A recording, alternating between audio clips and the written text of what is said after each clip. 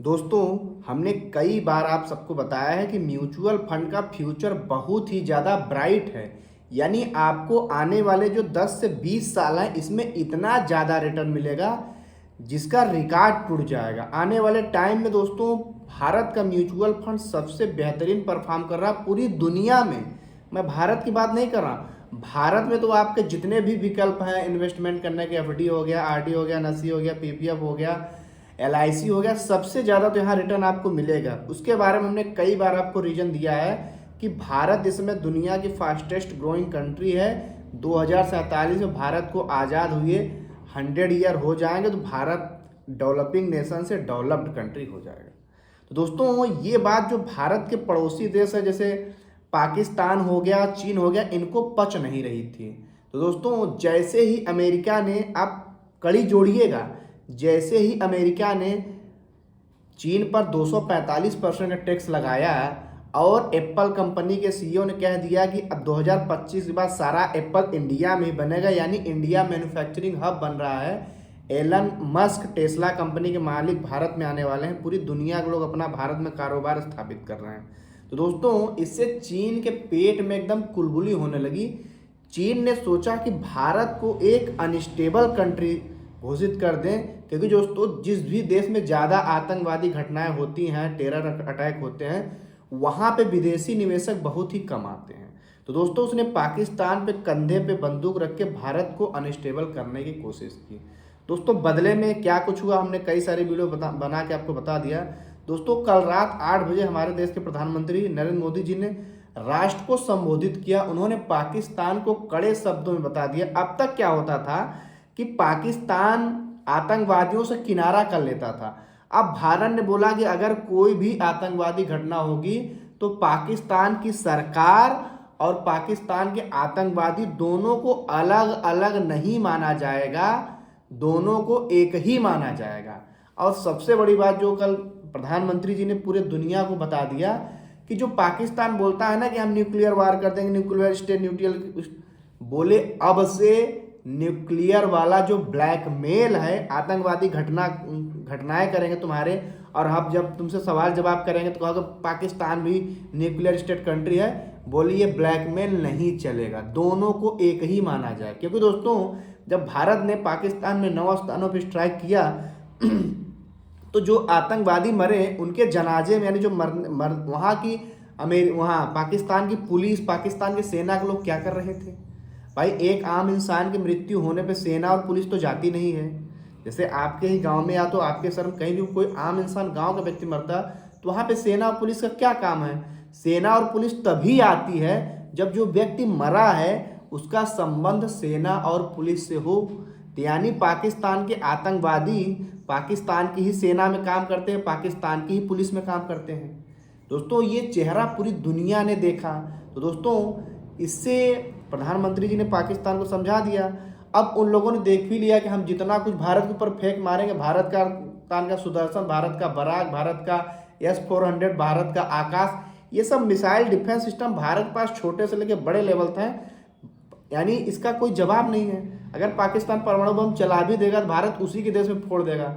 अब भारत ने फोड़ भी दिया। जो नूर खान पाकिस्तान का परमाणु वाला कमांड था, उसी के पास जो गोला बारूद हथियार जो होता है, न्यूक्लियर मटेरियल जो होता है, उसी में भारत ब्रह्मोस मिसाइल दे मारी। ये बात ना तो पाकिस्तान खुल के पूरी दुनिया को बता रहा, ना तो भारत बता रहा, लेकिन बोरान लगातार आ रहा है पाकिस्तान में अमेरिका से और इजिप्ट यानी मिस्र से। क्योंकि दोस्तों जो बोरान होता है वो उसका जो रेडिएशन होता है उसको शोषित करता यानी अवशोषित करता है। तो दोस्तों अब भारत ने ये भी सूचना दे दी, कल ही की बात है, कि एक साथ पानी और खून नहीं बहेगा। यानी दोस्तों पाकिस्तान चारों तरफ से जकड़ता हुआ जा रहा है। और दोस्तों जब भी कोई दोस्त जकड़ता है, क्योंकि दोस्तों बिलियंस ऑफ आता है जो परमाणु बम होता है उसके रख रखाव और मैनेजमेंट में, इतना पैसा पाकिस्तान के पास आता है। ये जो लोन मिल जाता पाकिस्तान में, ये पूरा पैसा उसके परमाणु बम के रख रखाव करता। अब जैसे जैसे पाकिस्तान में महंगाई बढ़ेगी, पाकिस्तान को बाकी जगह से रुपया मिलना कम होगा, तो पाकिस्तान में रिवेल होगा। यानी बलूचिस्तान अलग देश बनाएंगे, पंजाबी अलग देश बनाएंगे, पश्तो अलग देश बनाएंगे, अठान पठान जो सब अलग देश बनाएंगे। यानी पाकिस्तान 5 टुकड़ों में बंट जाएगा। जो भारत पानी रोक रहा था वहाँ हाहाकार मच जाएगा। क्या कि तुम्हारे कारण वह सब लोग वहाँ पे फिर बटनाता है। अब बलूचिस्तान आप देखेंगे बहुत ज़्यादा समय नहीं, 10-15 साल के अंदर ही आप देखेंगे पाकिस्तान से बलूचिस्तान आज़ाद हो जाएगा। मैं बता रहा हूँ दोस्तों, बस बलूचिस्तान को कोई देश सपोर्ट नहीं कर रहा। बलूचिस्तान के लोग बार बार भारत से या किसी देश से बोलो हमको कोई सपोर्ट करो और हमें पाकिस्तान से आज़ादी दिलवाओ। बस जिस दिन कोई देश सपोर्ट कर दिया उस दिन वो आज़ाद हो जाएगा। और अगर कोई देश अभी सपोर्ट करेगा तो अभी आज़ाद हो जाएगा, नहीं सपोर्ट करेगा तो 15-20 सालों में लोग पाकिस्तान से आज़ाद हो ही जाएंगे। क्योंकि देखा आप लोगों ने पाकिस्तान की ट्रेन लोग हाईजैक करके कैसे तरीके से लोग सोना को मारा। अब आप समझ लीजिए कि हिंदुस्तान का जो म्यूचुअल फंड है उसका फ्यूचर कितना ज़्यादा ब्राइट है। भारत ने कड़े शब्दों में कह दिया अगर कोई भी आतंकवादी घटना होगी इसको हम एक्ट ऑफ वार मानेंगे, और जहाँ से होगी पाकिस्तान में जहाँ से भी घटना होगी हम वहाँ घुस के मारेंगे, उसकी जड़ को ख़त्म करेंगे।